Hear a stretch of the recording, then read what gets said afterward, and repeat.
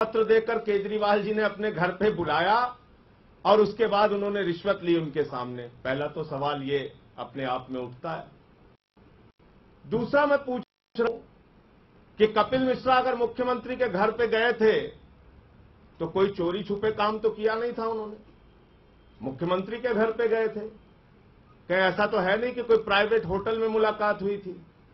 मुख्यमंत्री के घर पे गए थे तो भैया कम से कम ये तो बता दो, सुबह गए थे, शाम को गए थे, दोपहर में गए थे, रात में गए थे, टाइम क्या है वो टाइम तो बता दो। टाइम बताने के लिए तैयार नहीं है।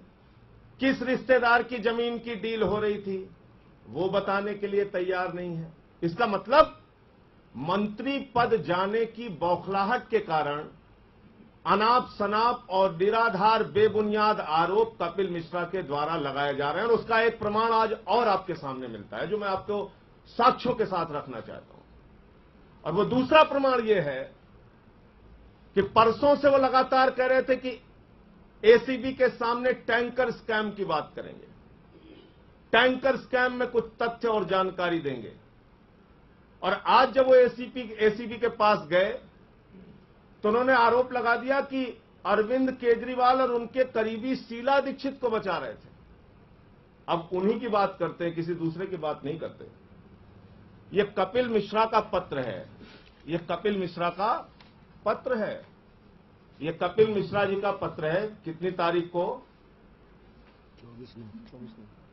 24/9/2016 कपिल मिश्रा का पत्र है। 24/9/2016 जिसमें एसीबी की कार्रवाई पर तमाम सवाल उन्होंने उठाए हैं, एसीबी की कार्रवाई पर तमाम प्रश्न उन्होंने उठाए हैं। एसीबी की कार्रवाई पर उनको भरोसा नहीं है। ये खुद कपिल मिश्रा ने अपने हाथों से लिख के सिग्नेचर करके किसको दिया है? महेंद्र पाल सिंह, सहायक आयुक्त पुलिस, एसीबी दिल्ली सरकार, दिल्ली राष्ट्रीय राजधानी। अब इसमें लिखा क्या है वो ज्यादा महत्वपूर्ण है, उसको जरूर सुनिए आप लोग। एक शिकायतकर्ता के तौर पर मैं यह स्पष्ट कह सकता हूं कि आपकी नीयत मुझे ठीक नहीं लगती। ऐसा लगता है कि आप किसी भी तरह एन केन प्रकारेण अरविंद केजरीवाल जी पर एक और एफआईआर करने के दबाव में हैं। आप बार बार केवल अरविंद केजरीवाल जी को लेकर सवाल पूछते हैं। पूरी रिपोर्ट में एक जगह भी अरविंद केजरीवाल जी के नाम का जिक्र तक नहीं है। ये खुद कौन लिख रहा है? कपिल मिश्रा। पूरी रिपोर्ट में एक बार भी कहीं अरविंद केजरीवाल के नाम का जिक्र तक नहीं है। ये कौन लिख रहा है? कपिल मिश्रा लिख रहे हैं। आगे लिख रहे हैं, जबकि उसी रिपोर्ट में स्पष्ट लिखा है कि शीला दीक्षित आरोपी हैं, फिर भी आप बार बार केवल किसी न किसी तरह अरविंद केजरीवाल के बारे में सवाल पूछते हैं। अभी 2 दिन पहले महिला आयोग वाले मामले में एफआईआर में अरविंद केजरीवाल जी का नाम आया और फिर बाद में आपके बॉस मीणा जी ने कहा कि अरविंद केजरीवाल जी को लेकर कोई जरा से भी सबूत नहीं है, उन पर मामला बनता ही नहीं, पर फिर भी एफआईआर में उनका नाम डाला गया। इस बयान से स्पष्ट होता है कि एसीबी भयानक दबाव में है। किसी भी तरह भ्रष्टाचार के सारे मामलों की जांच छोड़कर बस अरविंद केजरीवाल को फंसाओ, उन पे एफआईआर दर्ज करो। कल आपका पत्र भी यही दर्शाता है कि आप अरविंद केजरीवाल पर एक और मामला दर्ज करना चाहते हो, वरना घूम फिरकर बार बार एक ही सवाल नहीं पूछते। असली आरोपियों से पूछताछ न करना यह भी दिखाता है कि आप इस मामले में आरोपियों को बचाना चाहते हो। ये कपिल मिश्रा जी का पत्र है, किसी और का पत्र नहीं है, उनके सिग्नेचर के द्वारा भेजा गया पत्र है। और इस पूरे पत्र में ये वो लिख के कह रहे हैं कि एसीबी भारी दबाव में है, एसीबी अरविंद केजरीवाल को फंसाना चाहती है, एसीबी अरविंद केजरीवाल का नाम बार बार उनसे उगलवाना चाहती है, उनका नाम डलवाना चाहती है। जबकि कपिल मिश्रा कह रहे हैं कि उस पूरी रिपोर्ट में अरविंद केजरीवाल के नाम का कोई जिक्र नहीं है। तो एसीबी अगर दबाव में है तो किसके दबाव में है? एसीबी अगर अंडर में है तो किसके अंडर में है? एसीबी तो केंद्र सरकार के अंडर में है। एसीबी तो भारतीय जनता पार्टी की सरकार के अंडर में है। तो इसका मतलब कि अगर आज जो भी बातें कपिल मिश्रा अरविंद केजरीवाल को फंसाने के लिए बोल रहे हैं, वो वही बातें बोल रहे हैं जो भारतीय जनता पार्टी बोलती है, जो भारतीय जनता पार्टी एसीबी के माध्यम से करवाना चाहती है, जो भारतीय जनता पार्टी आम आदमी पार्टी की सरकार को बदनाम करने और फंसाने के लिए लगाना चाहती है। पहली बात तो ये।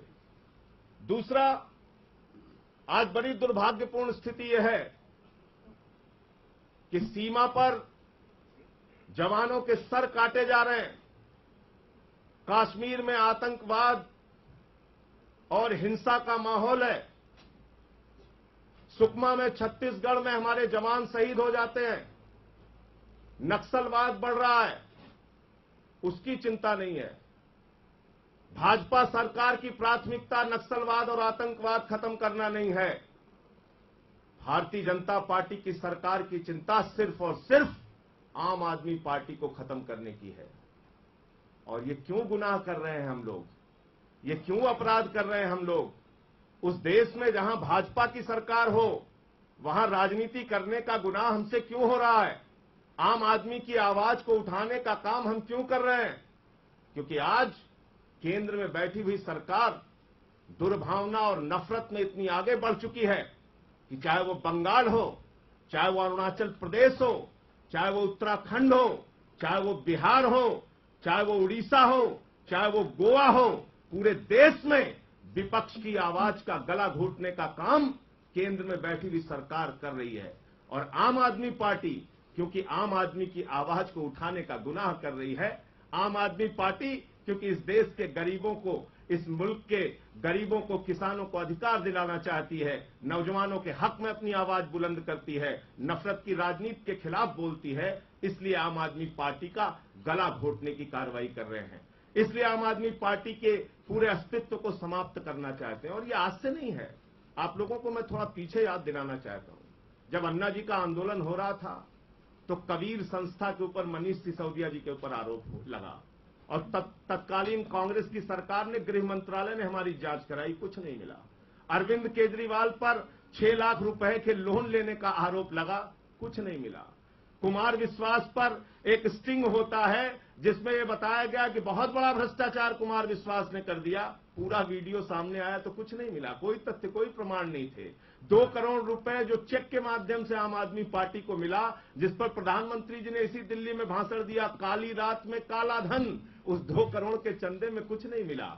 फॉरेन फंडिंग के नाम पर, विदेशी फंडिंग के नाम पर आम आदमी पार्टी के ऊपर आरोप लगाया गया और इसी मौजूदा केंद्र सरकार ने 2015 में एफिडेविट देकर गृह मंत्रालय ने हाई कोर्ट में कहा कि आम आदमी पार्टी के विदेशी चंदे में कोई गलती नहीं है। उसके बावजूद हमको फिर से नोटिस दिया जाता है कि आम आदमी पार्टी को एफसीआरए में फंसाओ, किसी न किसी कानून में फंसाओ। तो ये लंबा सिलसिला रहा है। आपको याद होगा मेरे ऊपर आज आसिफ मोहम्मद खान नाम के व्यक्ति ने 4 दिन तक मीडिया में भ्रष्टाचार के आरोप लगाए। मैंने कहा था 3 मिनट में इस्तीफा देके राजनीति से संन्यास ले लूंगा, कुछ नहीं मिला, कोई प्रमाण नहीं मिला, कोई आरोप नहीं मिला। और आज भारतीय जनता पार्टी के लोग कल से राजा हरिश्चंद्र की जुबान बोल रहे हैं। भारतीय जनता पार्टी के लोग कल से बड़े नैतिकतावादी हो गए और क्या कहते हैं टीवी पर बैठ के, कहते भाई आप तो पार्टी विद द डिफरेंस थे, कहते हैं आप तो एक अलग तरह की राजनीति करने आए थे। कांग्रेसी भी कहते हैं आप तो एक अलग तरह की राजनीति करने आए थे। क्यों भाई?